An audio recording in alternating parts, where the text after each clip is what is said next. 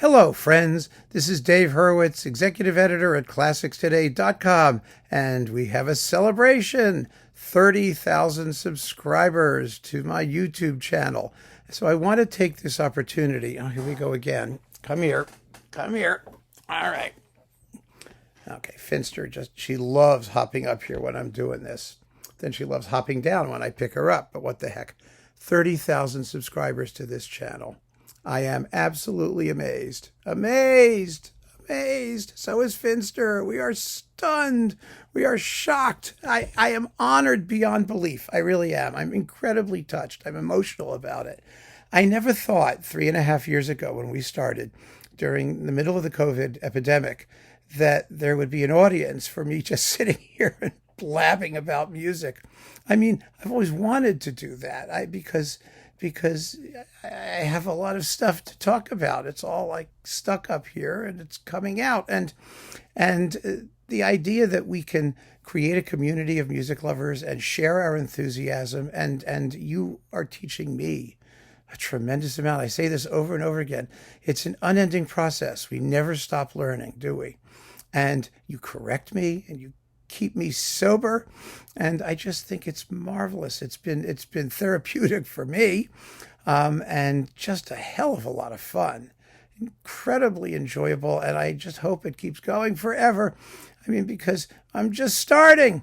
We're just getting started. Just think. I mean, we're only on letter T in the overflow room. I mean, we've got projects galore. We've got the Haydn Symphony Crusade. We've got, if I could only choose one recording by everybody, composers and artists. This is such a vast universe, an inexhaustible universe of classical music. There's so much to explore and so much to discover and so much joy in doing it. And if I can share that with you, and you get some measure of the thrill of the hunt, the joy of discovery, the beauty that's out there, especially in today's totally screwed up world, then I think that this is all going to have been worth it. It's absolutely worth it. I treasure every moment that we have together. I really do. And I want to thank all of you from the bottom of my heart for your support and your enthusiasm, and for joining me on this endless journey through the classical music universe. But there's more. Yes, there's more. If you subscribe now, you also get a bonus. And the bonus is this. At the same time that this milestone has happened on the YouTube channel, we are celebrating this month, which is October 2023 and November 2023, because it sort of overlapped, 25 years of ClassicsToday.com. And that is just as important, at least to me. Now, ClassicsToday.com, we're in a different medium now than we used to be when ClassicsToday.com started. ClassicsToday.com was the internet's first classical music review magazine.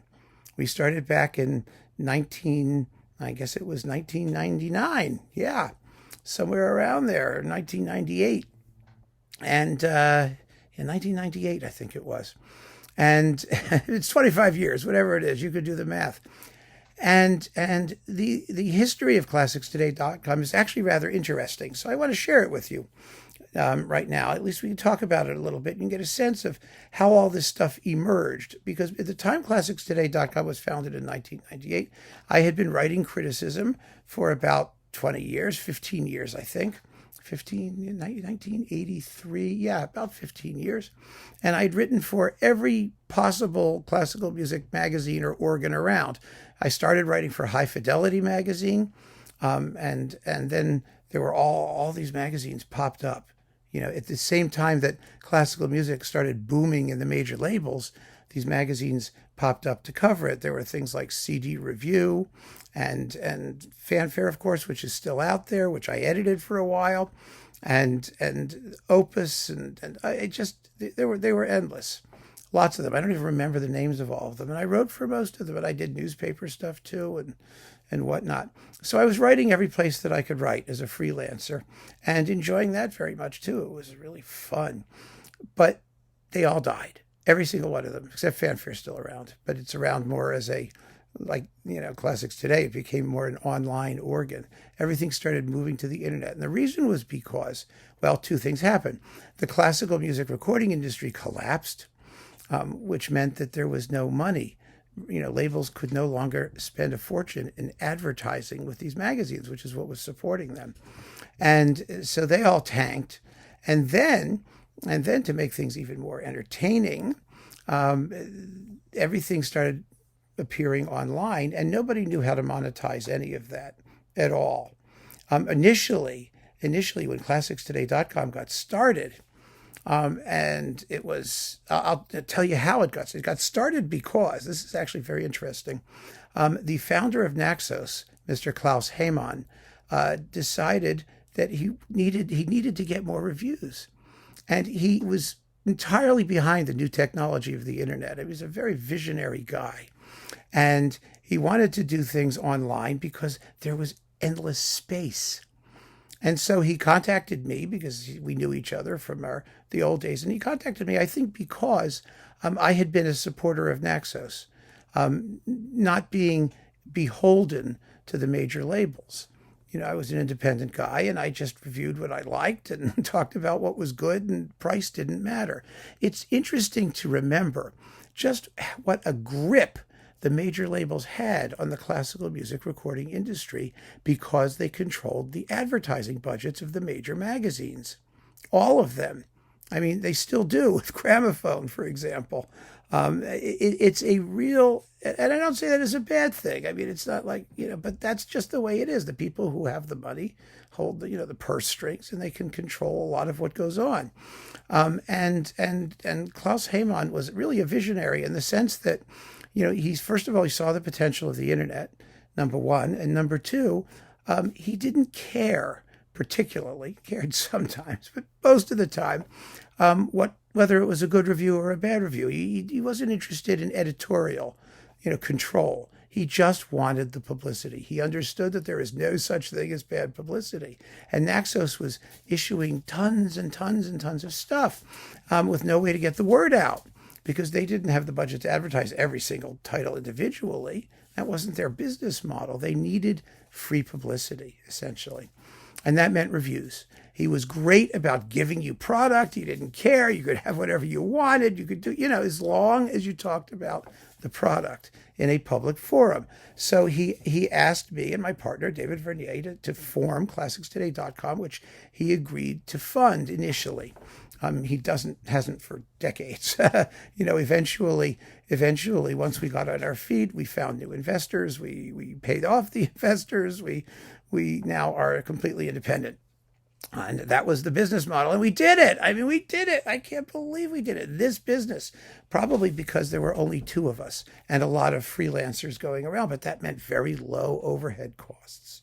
There are overhead costs, and they're getting more expensive. Web hosting and emailing and all that stuff is starting to cost more and more. But that was how we got started.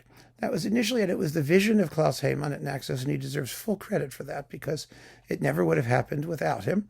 And he wanted a web magazine. And of course, it wasn't just for Naxos. It was for whatever we wanted to cover.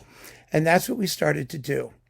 And it was fascinating and difficult at first because the record industry itself, everybody else, wasn't interested in supporting reviews on the internet. They really weren't terribly interested in supporting reviews. They wanted to place advertising where they controlled the content. And that was directly conflicting with what ClassicsToday.com wanted to do as an independent resource of editorial content about recordings. So we had to come up with all kinds of creative ways to try and get income, because not only would the industry not support us, but readers wouldn't either. Everybody had this belief that if it was on the internet, it should be free. Always free, forever, totally free. And a lot of people still feel that way, that it should be free. We didn't start to put in ClassicsToday.com Insider, the paywall, and all that stuff until way down the road, until we were, 12, 15 years old or something like that. We finally thought that we could start to move to a reader-supported subscriber model which we're still balancing. We're still trying to find our way with the best mix of things with that. It's still difficult, and because there is no advertising revenue, or very little advertising revenue, let's put it that way. There are a couple labels that still see the point, but they've never gotten on board with it. It says something about the classical music industry, how retrogressive it was, and how afraid they are of independence and independent journalism, and how desperate they are to control everything that's said. And now they have no money. They basically have no money. There's nothing behind advertising and promotions, and you all know that. There are a couple places where they'll still do an ad here and there. And we've talked about that, but basically it's a dead issue with the classical music recording industry. And so it's also ethically kind of an iffy sort of thing to be taking ads from the people who you're criticizing, because sometimes they get hysterical, and then they start to they want to withdraw their advertising if they don't like what you've done. And you can't be beholden to them. It really needs to be a viewer-supported thing. So anyway, ClassicsToday.com has managed to survive 25 years being essentially now financially independent. Well, we're totally financially independent. We don't make a lot of money, but we pay our bills. And that's what has to be done in order to keep it moving. So ClassicsToday.com is also 25 years old. There's tens of thousands of reviews. Most of them are free. About, half of them were written by me. And more will continue to be. I've been working harder on this than on that, but we've been, sharing content and whatnot. So as you can see, and one of the things I do want to point out is that if you are curious, a lot of you ask questions in the comment section. What do you think of this or that performance or recording? Go look on ClassicsToday.com. Chances are it's been reviewed either by me or by one of our critics, and we have the best critics. They're really, really good, smart people who really write intelligent reviews that are, comparative and fair and of course it's opinion and whatnot, but they're useful and they're fun to read, and it's a good website. We have a good search engine that actually works now most of the time. And they all have their quirks, don't they? And the insider features, I think, the CDs from hell and all that stuff, they're fun and enjoyable. The paid content I think is really cool, and I'm going to be doing more as we pass this milestone of sort of integrated work between my YouTube channel and putting things on Classics Today as well. And those, top 10 things that you all enjoy, those are all coming back. It's all coming back. And as far as, ClassicsToday.com goes, I'm also thanking all of you who have supported Classics Today and continue to support Classics Today. It's been marvelous. It's all one thing. That's the point. We give it to you in print. We give it to you in videos. We're trying every possible angle to cover and talk about the world of classical music in a way that's as comprehensive as we can make it. And the fact that we're still around 25 years later is kind of a miracle. Given the way that the internet operates, in internet years, being around for 25 years, it's like dog years, right? It's like 150 years in any other medium. So, wow, what a thrilling time this has been that you have given me and my partner, David Vernier, who's up in Portland, Maine. And gosh, it's just been a journey. It's been a thrill, an absolute thrill. So I don't want to keep yapping. I just want to thank you for listening. Thank you for watching. Thank you for reading. Just thank you. Take care.